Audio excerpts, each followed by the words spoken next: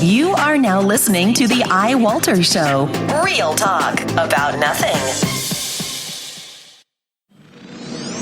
Faster than a speeding bullet, more powerful than a locomotive, able to leap tall buildings in a single bound. Look, up in the sky, it's a bird brain, it's a plane, it's iWalter. Yes, it's iWalter, a strange visitor from another planet who came to Earth with powers and abilities far beyond those of mortal men. iWalter, who can change the course of mighty rivers, bend ears with his annoying voice, and who disguised as Walter Interranti, mild-mannered janitor for a great metropolitan newspaper, fights a never-ending battle for truth, nonsense, and the American way. And now, another exciting episode in the adventures of iWalter. All right, this is iWalter. Hey, it's another weekend. It's Saturday morning, and I wanted to do something a little bit different tonight. I apologize. I'm belching as I just started my show.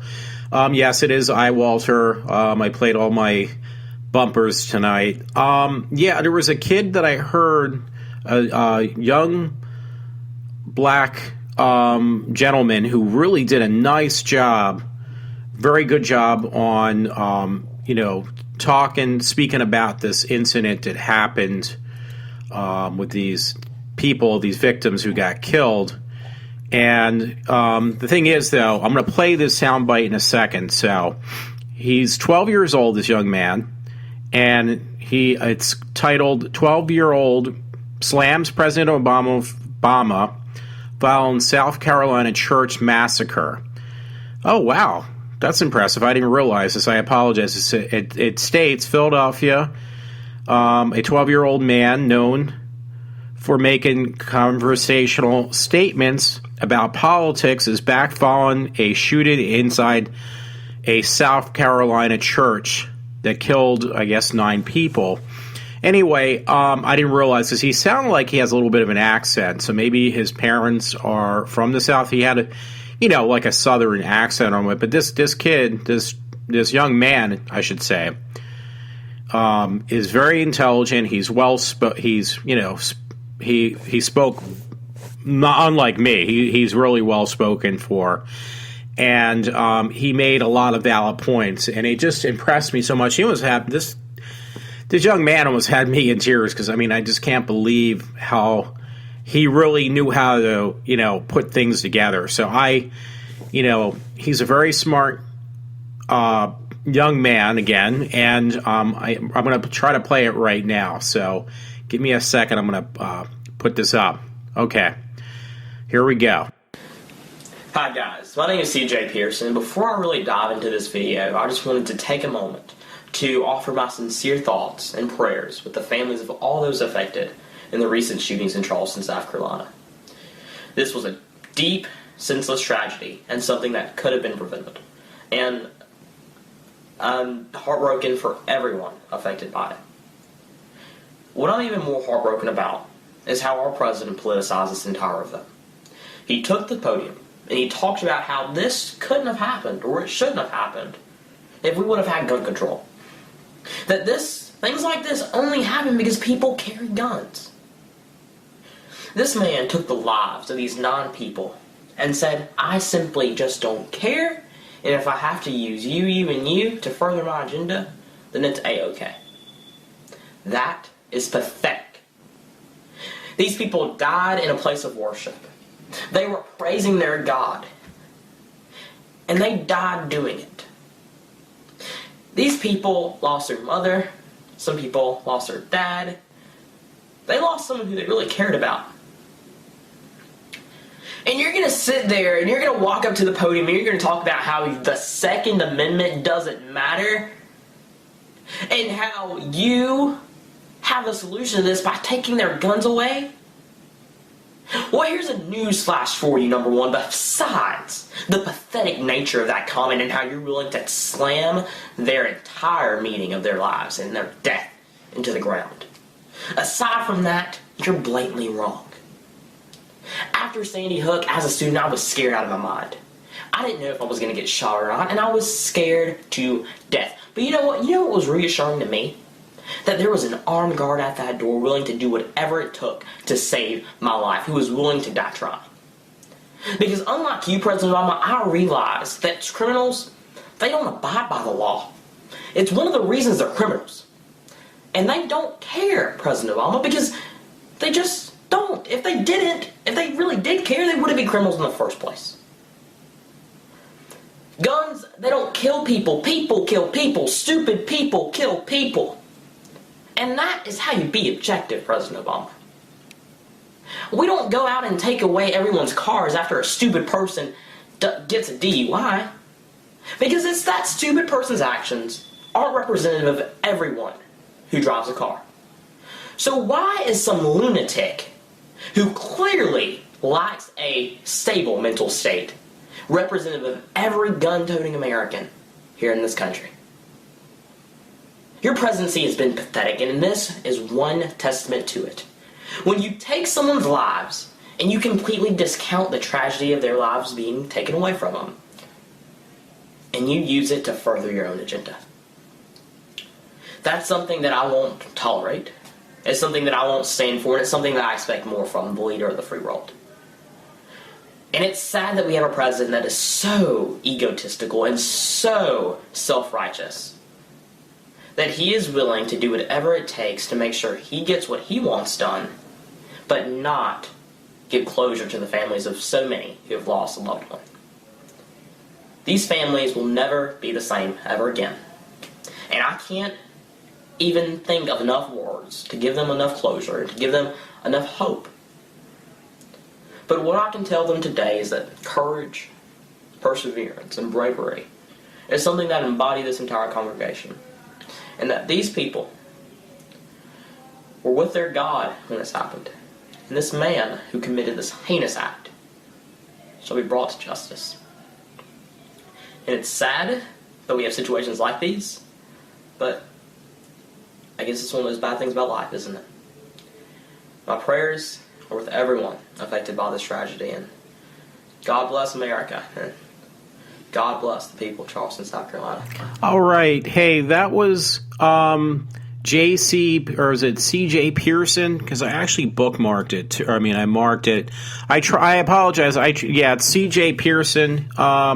He's on YouTube. He's on my Facebook, at least for that thing he had put together yesterday, I believe. This kid is. I don't want to call him a kid because he's very smart. He's a very smart young man.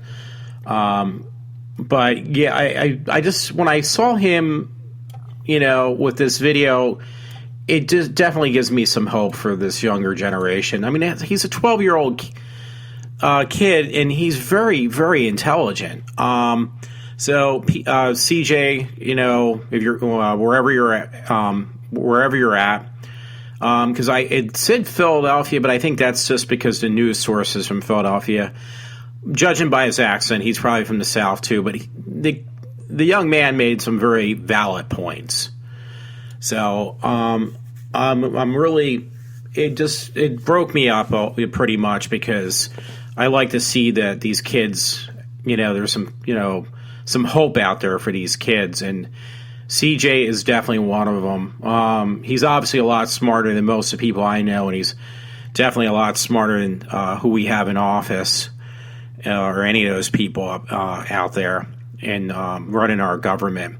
So anyway, I just wanted to play that. I apologize. I try to get the sound to boost up a little bit. It just didn't do it the way I wanted it to. So anyway, what was I going to mention? This one was sent from a friend on Facebook, and he told me where he gets these newspaper clippings, and he basically scans them in and posts them on Facebook. He usually does it for his brother. I'm trying to be considerate because I think the brother, who's also a friend of mine, is probably doesn't like me using at least his brother's name. That didn't make any sense, but the bottom line is I'm trying to be respectful. Some people, they don't mind me using them as a source. I'm not really definite. I should have asked him precisely.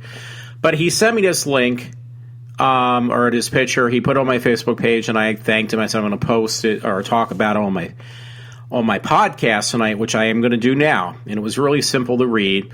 But it says about people that somebody writes this in, by the way, about the people that use access cards and collect welfare. I think they should be able to work alongside the road, pick up the trash, and clean up the streets to earn their money instead of sitting around every day and not doing anything except having kids. Do anything for having basically except having kids. So I thank him for that one. And he told me, he mentioned a link, and it was the Pottstown Mercury, and it's called Sound Off. So if you post that in, there were some really bad car accidents today around my area. And I question that. But anyway, yeah, I have to thank him for, putting that up. Oh, yeah, it's Sound Off News, break-in Sound Off News, and more at the Mercury. You can actually, it's also online. Yeah, there was a story. I couldn't believe I read this. It's on Fox 29. Again, these are probably, they say Philadelphia, but that's because it's a Philly news source. But this actually was in Atlanta, Georgia. I saw this and my mouth dropped. It says, shocking photos show unconscious woman being heckled inside instead of being helped. There was a woman that was passed out, and teens were walking by, and people were walking by, and were getting like selfies with this woman who's laying face down on the pavement. Like, she could have been a diabetic. Doesn't really specify, but this poor woman was out cold. So the one person, when he saw this, he actually had taken a picture of these people that thought it was funny just to hover over this woman passed out. I mean, she could have been dead for all you know, the way it was. I mean, she could have been a diabetic. I don't know. And this heat doesn't help. So the person who was shocked by this had taken a picture of these people who just could care less. But he did also call 911, and he got the woman some help. But it's not cool. I mean, you couldn't tell who the woman was, what her age, but she's like down flat on out cold. On a, what do you call it? On a sidewalk, like a brick sidewalk. And that is really sad that people are that, like they have to get pictures with everything instead of helping people. So, yeah, hey, this was one I actually found just tonight before I went on. I really wanted to make sure that CJ's audio of his video got up on my podcast, because I think this young man deserves, to get noted for what he had mentioned. He was really smart. But this was on myfoxphilly.com, and this one was from Canada, and it's about this young man, Jeremy Cook, 18, died of multiple gunshot wounds because what he did was he left his phone in a taxi, I think, if I remember correctly. I'm trying to look at it really quick. And he tracked down his phone because it was like an iPhone, I guess. He used that device to track down his phone. He found his phone, and instead of, basically getting his phone back, he had encountered a bunch of guys who basically, when he was trying to, ask for his phone back, they wouldn't give it to him. He grabbed onto the car. I guess somebody else had grabbed his phone, and he tracked it down to these people's car, and they took off, or tried to take off, and they decided to shoot the poor guy to death. So it's a short story, so I'm going to try to read this one. It says, a Canadian teen was tragically gunned down last weekend after tracking down his lost cell phone. Jeremy Cook, 18, died of multiple gunshot wounds in London or Ontario. The teen had left his cell phone in a cab, as I said, so he used a mobile app to track it to a strip mall. It states that authorities say Cook was confronted by 3 men in the car. I couldn't remember that. When he arrived at the location, police believe Cook tried to get his phone back, and the car started to drive away. It then says, they say that then he grabbed onto one of the car doors and was shot to death. The 3 men in the car are still at large. So, I mean, I don't know. I don't know what kind of world we live in anymore. And, it's kind of scary. This kid, unfortunately, he lost his life because somebody stole his cell phone, which he left behind, and he ended up paying with his life. That's really kind of scary, too. Yeah, this was an interesting one. I was actually going to go to a lighter one. It's actually myfoxphilly.com again, and it's titled "Woman Dies in Car Crash Chasing Husband." This was in Houston, Texas, by the way, Fox 26. It says Harris County Sheriff Department is investigating a fatal accident in East Harris County. It happened the evening in 1200 block of looks like Warrisville. It's currently closed. Normandy and Danter. It basically states that 2 vehicle collision killed 1 person. It was a 2-car accident, basically. But yeah, it says details from Alan. Wife was chasing enraged husband. He had a female companion in the car. Oh, I'm sorry, but yeah, enraged, estranged. It looked like enraged, but anyway, yeah, this woman was chasing after her cheating husband. She lost control after swiping her husband. The car spun out, then tried to catch up, rammed him, lost control, and T-boned an innocent driver. So yeah, this woman was basically chasing down her husband, and somebody lost her life. Again, I don't know. I don't think that. I think that's a bit extreme. So, but now somebody's dead over the whole thing. I'm not going to read this one. I'm not going to ruin it because I started out pretty good, I think. But this was actually on Uproxx Movies, something a little bit lighter to talk about. I'll probably go back to something heavier again. But it says that now Vin Diesel is actually going to be the lead in part in a, I don't know if most people won't know who this is, but Kojak. Now, don't get it confused with Night Stalker, because that's Kojak. They sound exactly the same to me almost. They're spelled differently, though. But Kojak was this guy from the, I guess, I would assume it was like somewhere in the 70s. It was a show, this guy had a shaved head. He was some type of detective or something. Well, they're going to make it now with Vin Diesel, and I can kind of see that, actually. So, yeah, so it says it, I don't know. I hope they just don't make it into, like, some type of really bad comedy. That's what I'm afraid of. But if they play it straight, which they normally don't, I think it would be kind of interesting, but they, But that would be pretty cool. I can see Vin Diesel doing that. I had to lighten up the mood. Anyway, yeah, this was... Oh, no. I'm sorry. I just had to say this, but... It seemed funny, though, the story. It was Huffington Post, June 20th, in the business section. Actually, that's today's date on there, but actually the article came up or out on the 18th, so that was like 2 days ago. And it says, Sweet Baby Jesus beer pulled from grocery store shelves over offensive name. So, yeah, despite where the source is, who is given this story, yeah, there was a beer actually with the name Sweet Baby Jesus on there, and yeah, I don't understand why they would find that offensive, but I'm being sarcastic.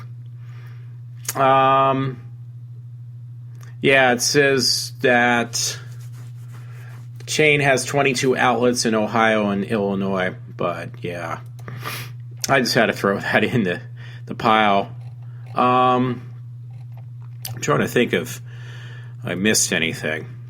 I mean, I just don't want to get my show any worse than what it turned out to be. It started out pretty good. I mean, I have some. If you look at my Facebook page, by the way, I have some really some interesting stories. Always goofy, but interesting. This one I actually never read, so I don't even know, but I'll pull it up. It was in the Times Herald. That's around my neck of the woods. It was a multi-vehicle accident this afternoon on Germantown Pike and Trooper Road, and stops rush hour traffic in East Norton. I call it Norristown. East Norton is Norristown to me. Friday, June 19th. It says injured in a 5-car pileup, intersection West Germantown Pike and Trooper Road.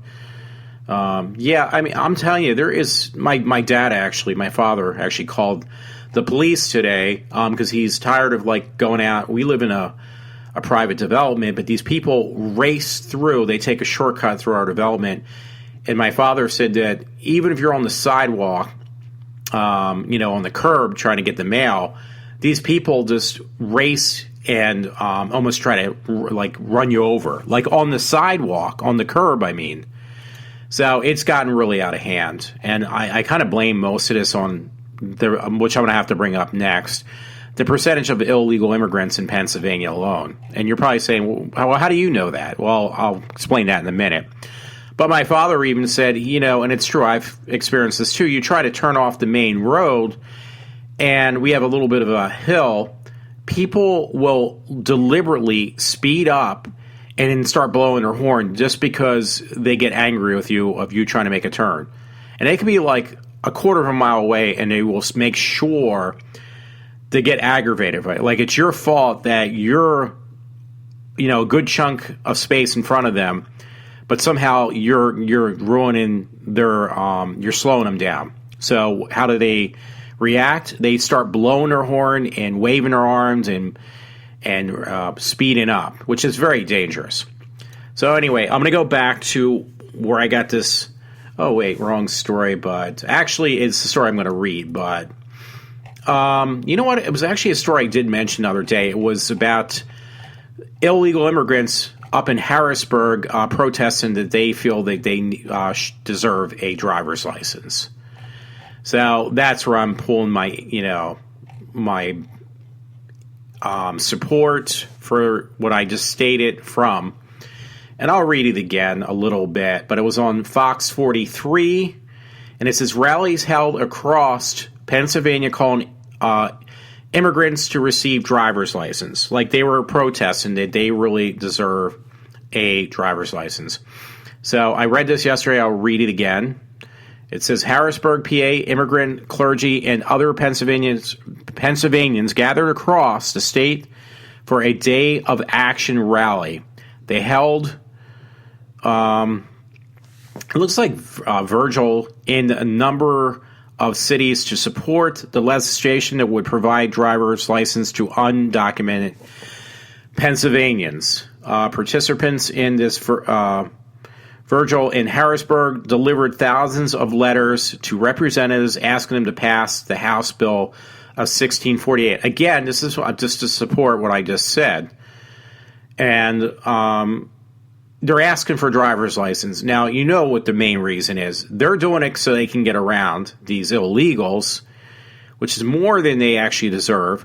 But the real reason is the Democrats won't stop this. I'm in a blue state, unfortunately. So this is just more way of getting more votes. It's, quote, it's a basic right to be able to mobilize and to get groceries, to get your child from school, to go to the pharmacy, unquote, says Maria. Can't pronounce her last name because it's Hispanic. Organizer of this event in Harrisburg. It's a need, especially to bring food to the table. A lot of our families, their children are U.S. citizens. They need to support their families. Okay, she's stating that because Americans can drive and they need to drive to support their families, that illegals should be given the same exact right. But do you realize, people, or these people, do they realize that illegal means you're illegally in our country? Apparently not. It says also took place in New York, Philadelphia, Pittsburgh, and Reading, these same type of rallies. 11 states, Washington, D.C., Puerto Rico already allow documented people to have driver's license. Well, I don't know if Puerto Rico is technically a state or is it just a residence or whatever you call it, but leave that one out. The bottom line is you got these states that that's more votes for the Democrats. I almost said Republicans. I apologize. Alrighty, this was on right-wing news. This is another follow-up to that one, but this doesn't really support what I was saying, but I'm going to read it because I was anyway. And again, it's on right-wing news, and it says, Mexico deports more immigrants back to Central America than, back to Central America than the United States does. So here's an article. This basically starts out by saying it is interesting how the United States is supposed to welcome Mexican immigrants with open arms and no conditions, considering that a nation without borders or laws isn't really a nation at all. It's basically saying, as opposed to that, I assume, from Mexico about their rights to send Mexicans over our borders is all the more interesting, though, when you find out that Mexico deports more immigrants back to the home, these people who come into their country, back to their countries. Like if they get illegal immigrants in their country, they're going to send them back in Mexico. We take them all. So, that really doesn't make any sense. But it goes on to say, let me just read that last part. Mexico deports more immigrants back to their home countries in Central America. It keeps on covering up this thing I have to read. Than the United States does. So, yeah. So it's all right for the Mexicans people to come to our country.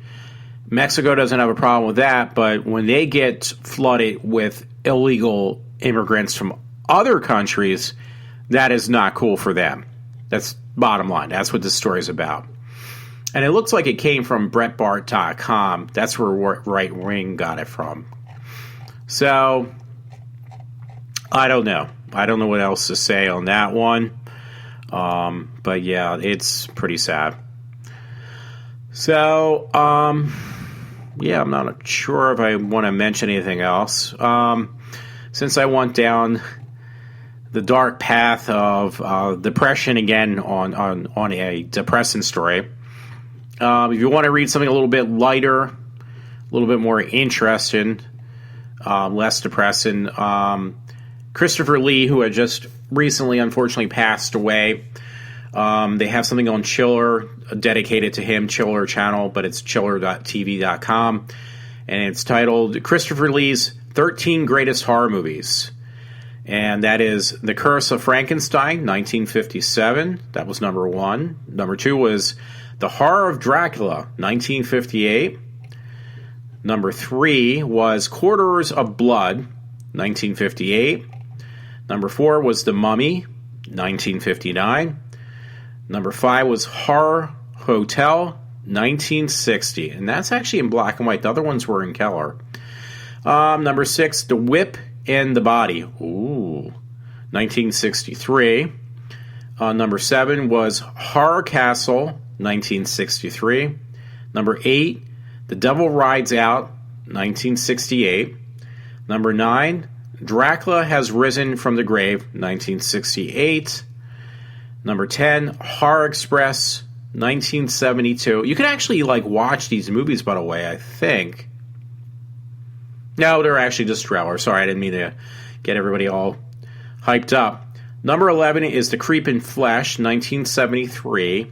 Now here, this one kind of surprised me. Number 12, because I watched the movie, I didn't realize that it was actually Christopher Lee, so that was kind of interesting. He was a lot younger, obviously.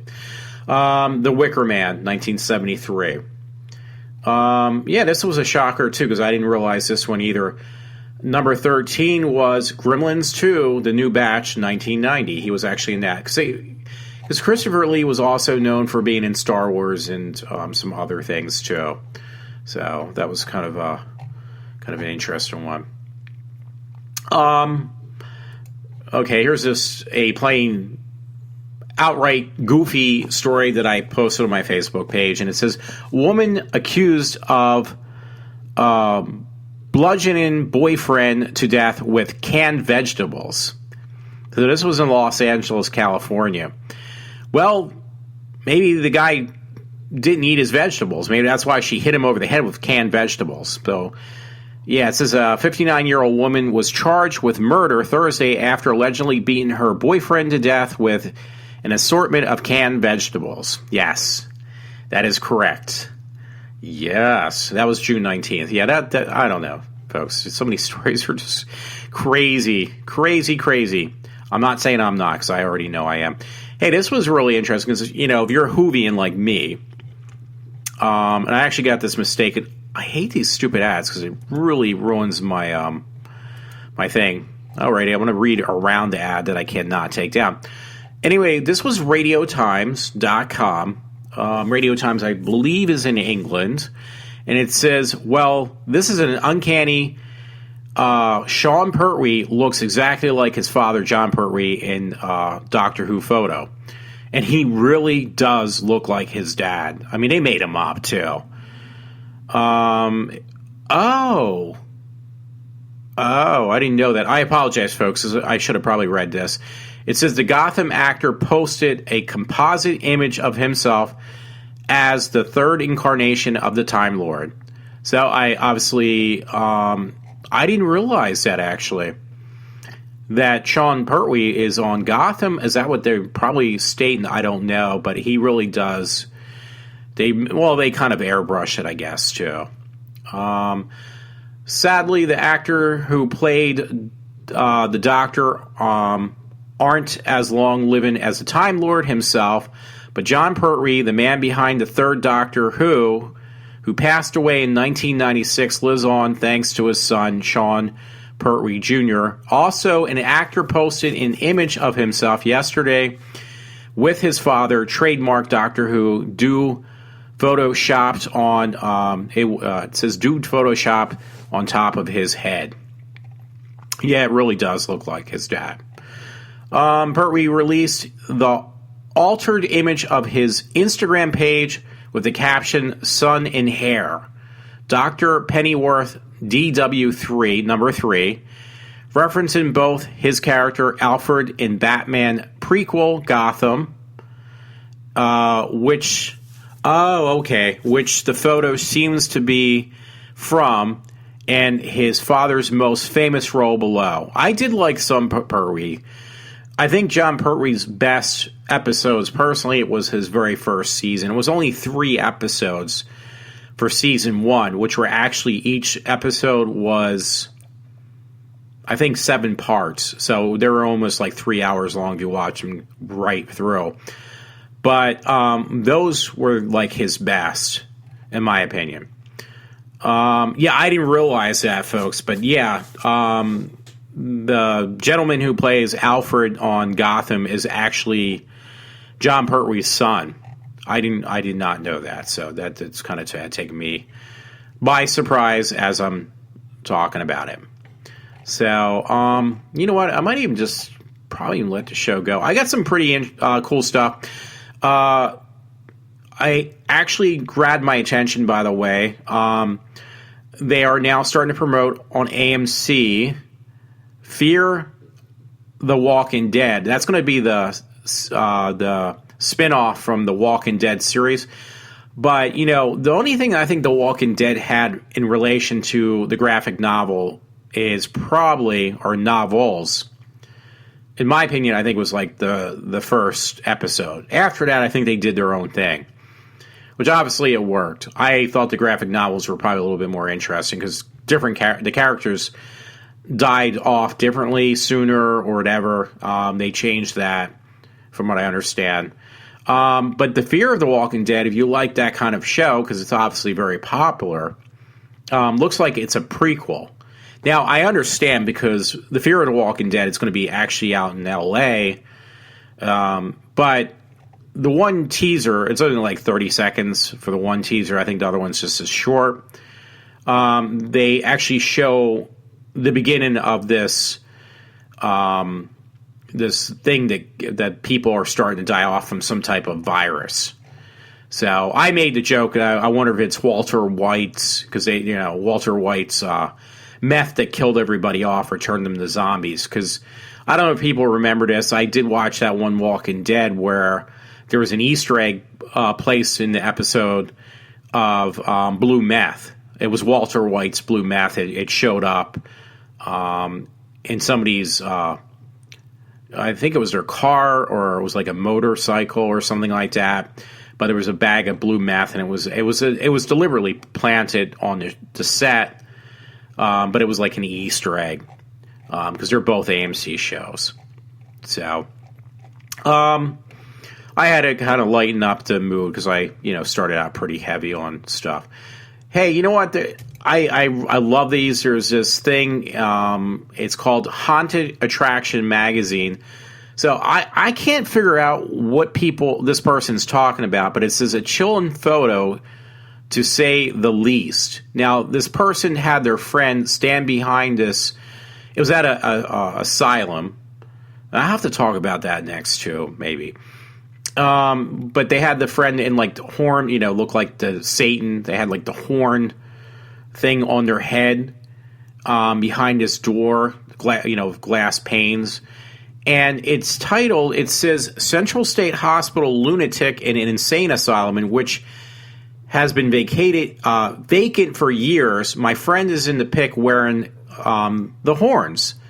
But it says at the bottom left pane, it shows the face that we could not explain. Well, guess what? It's just basically tarnish or whatever you call it. The doors were probably metal, and it's just like rust dripping down the door. And they swore that it was a face. And it's like, if you can find a face and rust drippings, you know what? You've got a more wild imagination than I actually do. So I didn't see anything. It's like seeing Christ in a piece of bread. I mean, it was about that. But I mean, that they kind of doctored. This had nothing. It didn't show anything. So, I got some other stories I could read, but I'm actually not tonight because I think I probably had beaten the dead horse more. You're beating a dead horse. So, yeah, I really am tonight. I mean, I got some stories I could read. I was trying to look for one. It seemed interesting, and I can't find it either. I just went off in this kick tonight about these haunted attraction things. I always find that fascinating because I'm kind of a skeptic. So I'm kind of scrolling through, so I apologize. That's why I'm staggering on just a little longer with my show. I don't even want to acknowledge this one. There was a story, by the way, about Dylan Roof, and they said that he grew up in basically a violent home. His mother was being, beaten by her father. The mom was being beaten by the father. Like she's got bruise marks on her body. There was an article on that. So yeah, there's always more to the story. Monsters are not born; they are created. So I kind of believe that. You are a byproduct of your society. So it's unfortunate, though, that other people have to pay for this, though. Yeah, you know what? I apologize. There was something else, folks, I was going to mention. Unfortunately, I cannot find it at this point. So I'm going to have to let it go. Yeah, and again, it is the weekend. I'm just curious how well for the second week in a row, second weekend, that Jurassic World will do. Because I know for me personally, I'm going to probably try to go see it. I like to see it in 3D. I mean, not everything has to be educational. You go to a movie theater. You know, you want to be entertained. And, yeah, I mean, and it doesn't have to be like highbrow. I mean, once in a while you like to see something that you sit back, you don't have to think about it. You just, you know, it's like going to an amusement park. You don't go to an amusement park to get educated. You go to an amusement park to have fun. That's what movies should be like. And I guess Jurassic World is one of them because obviously it made $500 million worldwide last weekend.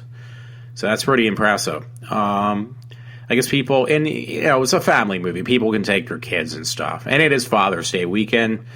So that'd be pretty nice. If I can see that tomorrow, I'll go see, with my parents, I'm taking them to go see Jaws, the original one. So I think I ran out of stories to bore people with. And, okay. I found what I was looking for. Lucky Walter. This was on the Daily Mail. I like to call it the UK Daily Mail, so I'm still calling that. It's more of a site or an article you really actually need to check out yourself because there's the pictures explain what the story's about. And it says, Faces of Pain. A harrowing portrait from Victorian lunatic asylum were taken by a doctor who believed photos could help cure them, even though there were many... though many were only there because their husbands had tried them. That actually reminds me of that title. Basically, these were women that were placed in an insane asylum by their husbands. And, and it's a Victorian period, so that's right. There was a story, actually, a short story, and it actually fits this. That I had to read in college. It was my freshman year or something like that. It was a story called The Yellow Wallpaper. And folks, if you look it up, don't watch the movies that were made from it. It has nothing to do with the short story. The short story alone was incredible, but it's the same situation where you don't find out till the very end that this husband puts his wife into an insane asylum. He just basically drops her off and leaves her there. And the woman goes more crazy than she was when he had dropped her off. They try to make it into a movie more than once, and every version I've seen, there's at least two that I have seen. They were both really bad. It's I'm trying to think the right word.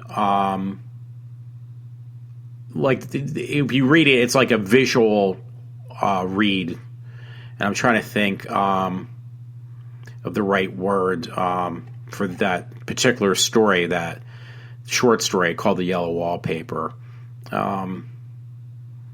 Symbolism. Oh, yeah, there's a lot of symbolism in that story. That's why we had to read it. Anyway, this story is from the UK Daily Mail. And if you want to look it up, it would be just dailymail.com. And I think it was posted yesterday, if I remember correctly. So I'm looking. Yeah, the 19th. That was yesterday. Anyway, it says, haunting images give an insight into and harrowing lives of women forced to live at Suffolk County Lunatic Asylum. Dr. U. Welch Diamond captured the photographs between 1848 to 1858 in a bid to cure his patients. He was convinced that he could diagnose a patient's mental illness from the portraits, then cure them. Well, you know what? I got plenty of photos of me, and I haven't been able to figure out what's wrong with me. Women who rebelled against Victorian domestically risk being thrown into an asylum by their husbands or father. So that's horrible. So, but yeah, there is actually 18 photos of these women. There's actually one of a man, but yeah, so 17 out of the 18 are actually of these women that were photographed and placed into this particular asylum. So yeah, the story was kind of interesting.